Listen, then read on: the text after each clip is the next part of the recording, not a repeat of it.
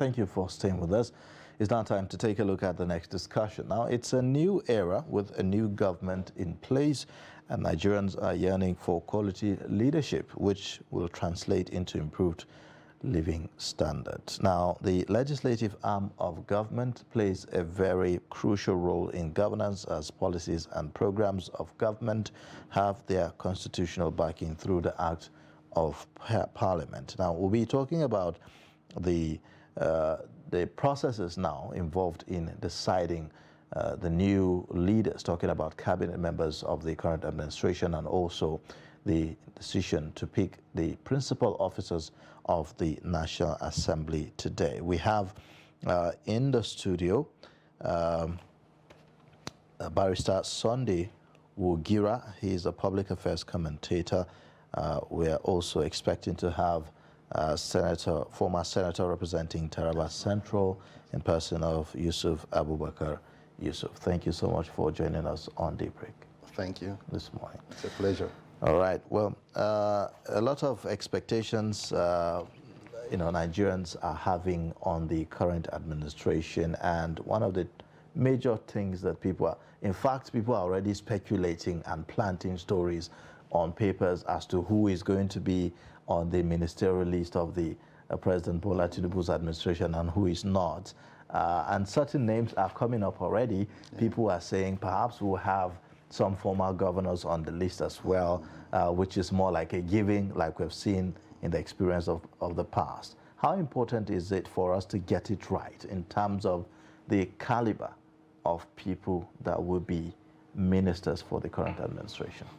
All right. To begin with, I would like to say that much more than ever before, most Nigerians are very concerned about who the president is going to appoint as ministers. And this being so because looking at where we're coming from, for example, we saw in Buhari's first term how it took him almost 6 months to give us ministers who at the end of the day underperformed, and he still retained some. He never reshuffled his cabinet as most previous administrations would have done, and we wondered why he kept retaining those ministers. So looking at President Bola Ahmed Tinubu, his style of leadership and the prevailing situation in the country now, it has heightened the public interest in knowing who the ministers are going to be, because it's very key.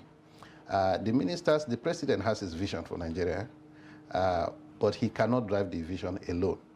You need the ministers who are going to work in various ministries to translate your vision into reality. And from the body language of the president and from the actions he's already taken, so much is expected from him. So it is not surprising to see that every Nigerian is very concerned to see who the president is going to appoint as his minister. However, all right, so Barrister, the president has been in office for just a few days, over a month. Yes. And in those few days, he has removed subsidy. Yes. The naira is fluctuating, as it were. Yeah. Those are the things that he has done. And before then, he came and met high unemployment rate and all of this. Yes. So which area should he be looking at, technocrats or politicians? Okay, if you understand Bola Ahmed Tinubu from his tenure as a governor in Lagos, you understand one thing about him, that he is somebody who is a balanced politician. So his ability to have transformed Lagos did not come because he worked more with the politicians. He carries the both together. So we expect, for me as an individual, I would advise the president, looking at the current situation in the state where we have, in the country where there is massive unemployment, poor infrastructure development, high rate of inflation, and all of this. I would advise that the political class should be less than the technocrats, because we want to see more. Nigerians are yearning for more infrastructural development. Nigerians are yearning to see policies that are workable, that can affect their lives directly.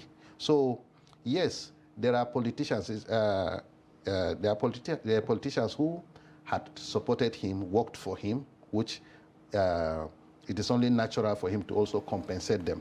But we are saying that he should not do that at the detriment of the interest, the national interest of the country. So, if we must move Nigeria forward, going by the actions he's already taken, we would expect a situation where we have maybe like 80% of the ministerial composition made up of technocrats, then 20% made of politicians. Because you still need politicians for smooth running of the government. There are a lot of, it's quite a very dicey one. A lot of considerations go into this. Let's not forget that this is the first time of the President Bola Ahmed Tinubu, who probably will be eyeing a second term, even though it's still early to say, but we know that it's almost automatic. Once you do a first time, you are likely going to come back. Now, don't you think that, this could, influence his decisions in terms of, picking politicians? Because the tendency is, if he doesn't pick some of the politicians, they could work against him.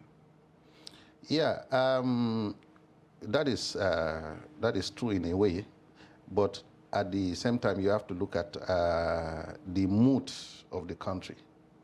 Now, the mood of the country is such that people are suffering. If the president is going to put his re-election interest first, I wouldn't want to say that that would assure him victory, because working with politicians as a way of buying into the future, it may not really work, because we saw how that worked against Jonathan. So Nigerians want to see results.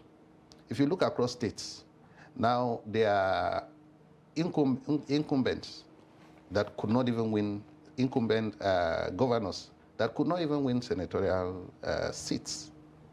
Now, so it tells you that there is so much expectation on the part of the citizenry from those in power.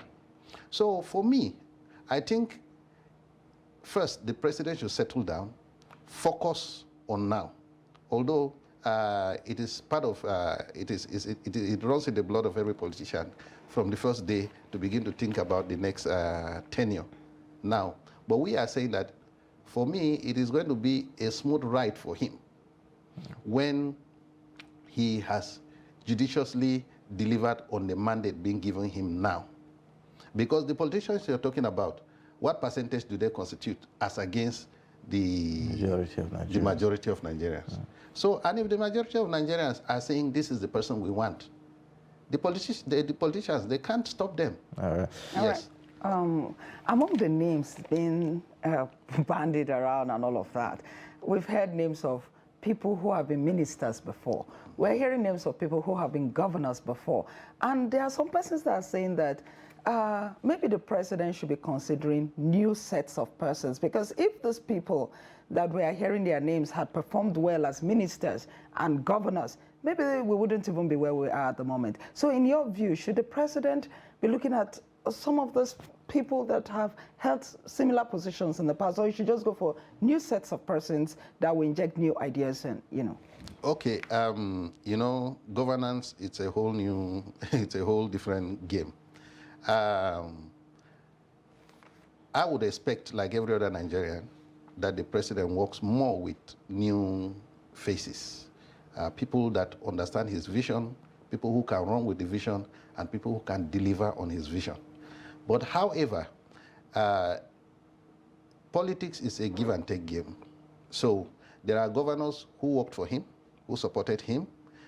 Perhaps he had some alliances. Perhaps he had some, he made promises to some.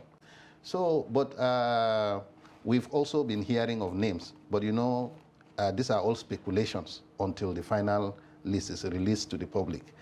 So we begin to hear of names like Governor Wike, Ganduje, Kwankwaso, and all of that. But the thing is this. I think it would be good for the president to put round pegs in round holes. That somebody served as a governor, he is still a Nigerian and he has every right to be appointed to still serve. But let's look at the antecedents of the individual we are dealing with. If you are bringing a Ganduje, for example, I think, in my opinion, it's like a baggage, because you have somebody who is still having a case hanging over him, a corruption case, the Gandola Gate, now is still hanging over him. And you're bringing such a person to serve in your cabinet as a minister. I do not think that will give the administration a good image. So there's nothing wrong with bringing all faces if they are proven to have done well, either as governors or as ministers before now. Yes, there are people in Nigeria that we all know that they did well. For example, Okonjo-Iweala, she worked with Obasanjo, and Jonathan still brought her. And she was still very useful and instrumental to that administration. Okay. All right. Well, is there a likelihood of us seeing a repeat of the previous administration in terms of what some people consider as lopsidedness in appointments? What should be the concern? The Constitution has clearly spelled out how the government should be formed and all that, but we've seen violations of that in some instances. What should be the way forward in that regard? Yes, I think President Bola Ahmed Tinubu, being a Democrat himself, should understand the position of the Constitution, and the Constitution is supreme. And for somebody like him, I think he should be seen to operate within the confines and the ambits of the law. So in terms of representation, there should be fair representation. We would not be happy to see a situation where the appointments are, some sections of the country are marginalized, because we're all Nigerians. I know because of the economic situation, the cost of governance is becoming so quite expensive, and from what we've been hearing, he's also considering the possibility of maybe reducing the number of ministers by way of reducing the number of merging some ministries and all of that. But in all of this, what we are saying is that there should be fairness, there should be equity. Every part of the country should be equally represented in the government. It gives it credibility, it gives it acceptance. And well, there was this controversy during the previous administration stirred up by Minister of Labor for State, Festus Keyamo, yes, at the time, talking about the office of the Minister of State being unconstitutional, and that sometimes certain interpretations that we've heard is that, well, the Constitution mandates that each, each state of the Federation should have a minister, that is an indigene of that state. So that controversy about, okay, the number of ministers, federal ministers that we have and the state ministers, and then subjugating some other states under some ministers, and all those, controversies. How do we navigate that? Well, I think he's just speaking as that's his own understanding of the law in that context, and also as a politician, also trying to protect his own interests. But I think that we have 36 states in Nigeria, including the Federal Capital Territory, making it that's the other state now. So are we now going to say at every point in time we must have about 37 ministries, even if they are not necessary? Going by the Orosanye report, now you find out that the recommendation was that some of these ministries be merged, the departments and agencies of government be merged, because they are either duplicating functions or they are not too necessary. Redundant. They are redundant. So now, if there is nothing wrong, if President Tinubu decides to say, okay, I want to have 20 ministers. Now, the whole idea about the ministers of state is to also give a sense of belonging to other parts of the country, which, in my own opinion, should not be about who is the minister and who is the minister for state. They are all ministers. Now, so it's just like the North now saying, no, why should Shetima be the vice president? Do we understand? Now he's assisting the president. So the president does not function without the vice president. So in the case of the minister... But the argument that Kiamo is making is that largely the office of the Minister of State is unconstitutional and that it is redundant. It is not... Yes, we understand that, but you know, all of this now, like I said... And don't forget the whole conversation about cost of governance. So perhaps should we squash the issue of ministers of state? Yeah, now the thing is, if you want to squash the issue of ministers of state, it means you must have 37 ministries for every state to be represented. And we're already talking about the cost of governance being high. So the minister of state, for me, even if it is unconstitutional, but it is also an attempt to create a sense, to give a sense of belonging to other countries, to other parts of the country where everybody cannot be a minister. So I do not think it is necessary to have 36, 37 ministers because every state must have ministries, because every state must have, must be represented. I do not think that would be correct. But if we have even less than 20 ministers and we can have ministers of state working with them, I think it's about the interests of Nigeria. To a large extent, there is some form of equities, there's some form of fairness. That's what I think as an individual. So, but to say we must have a certain number of ministries so that we have ministers who man them and then the whole country is ably represented, and I don't think that would be very correct. All right, Barrister, you were talking about representation, and I kept on listening to you. The thing is this, in Nigeria today, the issue of balancing has become huge. Yeah. So to what extent, because even among the ministries, there are some ministries that are considered as juicy, as it were. Yes. So how do you think the president can go around this? Because I remember in the past administration, a minister who after 7-8 years actually said that he didn't know anything about his ministry, even up until the moment he was appointed. It was after his appointment that I began to find out about that ministry, you know, so.